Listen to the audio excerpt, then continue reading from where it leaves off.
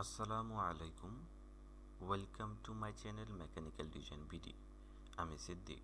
আর এই ভিডিওতে আমরা শিখব সলিডওয়ার্ক এডুকেশন লেসন 16। স্ক্রিনে যে ড্রয়িংটি দেখতে পাচ্ছেন এটি আমরা ড্র করব। এখানে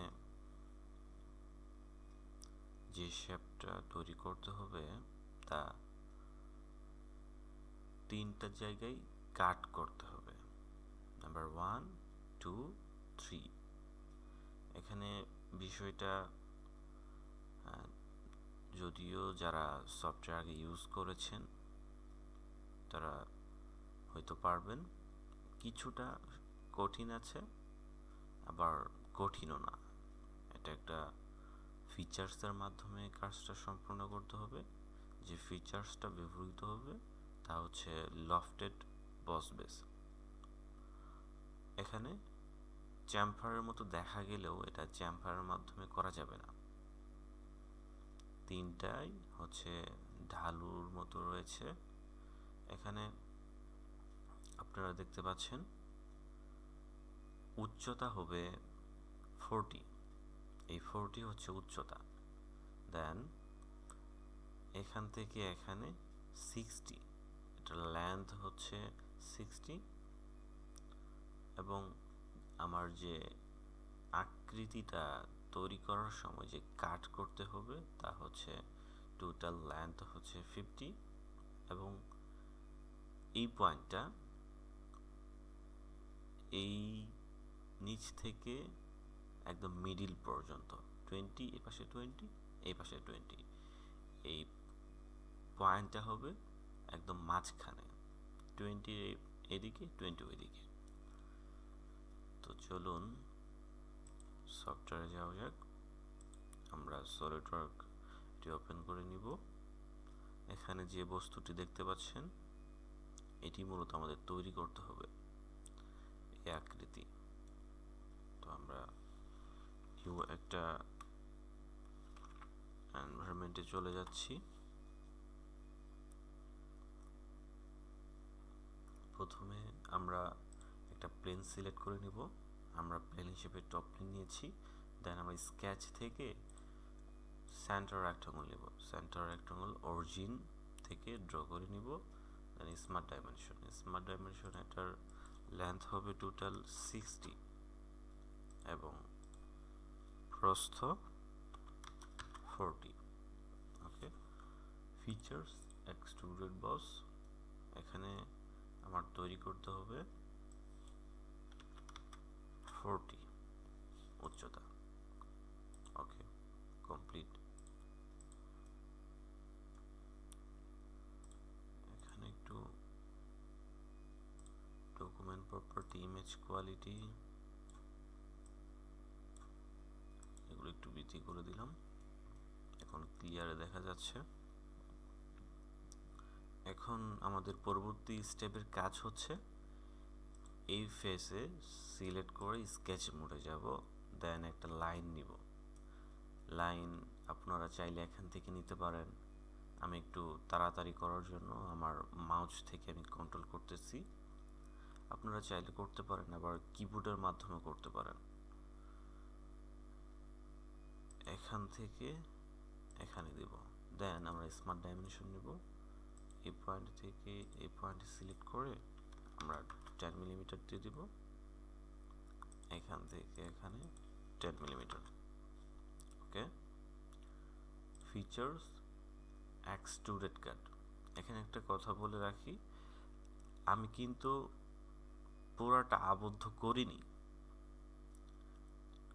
পুরাটা আবদ্ধ করতে পারতাম। তো এর কিছু কিছু নিয়ম আছে যেগুলো কম স্কেচ করেও কাজটি করা সম্ভব। অটোমেটিকই সফটওয়্যার বুঝে নেবে যে আমি এই পাশে কাটবো না এই পাশে কাটবো, আমি ডিরেকশন চেঞ্জ করে দিতে পারি। এটার আলাদা করে প্রয়োজন নেই। আপনারা যারা সলিডওয়ার্ক আগে থেকে ইউজ করেছেন বা নতুন করতেছেন তাদের জন্য এসব কাজ হচ্ছে একটু স্মার্ট ওয়েতে করা, যাতে কাজটা দ্রুত করা যায় এবং সুন্দর হয়। এখন ফিচার্সে যাব, এক্সট্রুডেড কাটে যাব। এক্সট্রুডেড কাটে যাওয়ার সময় আপনি দেখতে পাচ্ছেন এখানে ডিরেকশনটা নিচের দিকে দেওয়া আছে। ডিরেকশনটা নিচের দিকে দেওয়া মানে নিচের যা মেটাল আছে সব কেটে ফেলবে, মেটাল বস্তুটা যা আছে। আমি তাহলে ডিরেকশনটা চেঞ্জ করে দিব। ডিরেকশনটা চেঞ্জ করে দিলে হচ্ছে ফিল্ড সাইড টু কাট, তাহলে উপরের দিকে কেটে যাবে। ওকে, কেটে গেল। এখন এই যে এই পাশে যদি সিলেক্ট করি, এটা হচ্ছে একটা ফেস, বা এটার মাধ্যমে যদি আমি স্কেচ তৈরি করতে চাই, তাহলে এটা ধরে নিলাম একটা প্লেন। কোন একটা প্লেনের সাপেক্ষিত আমার স্কেচটা তৈরি করতে হবে, বা বস করতে হবে, বা কাট করতে হবে, কাজটা সম্পাদন করতে হবে। আবার যদি একটা প্লেন যদি সিলেক্ট না করি তাহলে তো আর হচ্ছে না। আপনি যদি টেবিলের উপর কোনো কিছু ড্র করতে চান, অবশ্যই টেবিল প্রয়োজন, বা একটা ওয়ালে যদি করতে চান তাহলে ওয়াল প্রয়োজন। টেবিলটা ধরেন টপ প্লেন, আপনার বাসার দেওয়ালটা হচ্ছে ফ্রন্ট প্লেন, এভাবে কল্পনা করে নেবেন। দেন আমার এখন মাঝখানে একটা প্লেন দরকার। তো মাঝখানে প্লেন দরকার, আমরা কিভাবে ড্র করতে পারি? আমরা রেফারেন্স জিওমেট্রিতে যাব। দেন আমরা প্লেনে সিলেক্ট করব, এই ফেস একটা সিলেক্ট করে নিব, এই ফেস একটা সিলেক্ট করব, অটোমেটিক মাঝখানে সিলেক্ট হয়ে গেছে। রেফারেন্স প্লেন, রেফারেন্স জিওমেট্রিটা কয়েকটা শর্ত অবলম্বন করতে হয়। তার মধ্যে একটি হচ্ছে দুটা ফেসের সাপেক্ষে মাঝখানে একটা, বা আপনি চাইলে এটার দূরত্ব কমিয়ে দিতে পারবেন, বাড়িয়ে দিতে পারবেন। দুইটা প্লেনে দুইটা ফেসের সাপেক্ষেই তৈরি করতে হয়। ওকে, দেন স্কেচ মোডে যাব। এখান থেকে একটা পয়েন্ট নিব, এখানে ছেড়ে দিব, ডাইমেনশন দিব এটা থেকে এটা 20। দেন এই পয়েন্টটা সিলেক্ট করে এই পয়েন্টে সিলেক্ট করব, এটা ভার্টিক্যাল করে দেব। আমরা বের হয়ে আসব।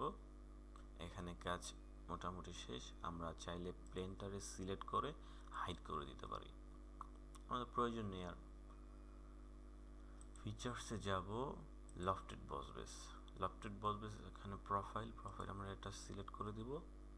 দেন পরবর্তীতে এই পয়েন্টে সিলেক্ট করে দেব, অটোমেটিক চলে আসবে।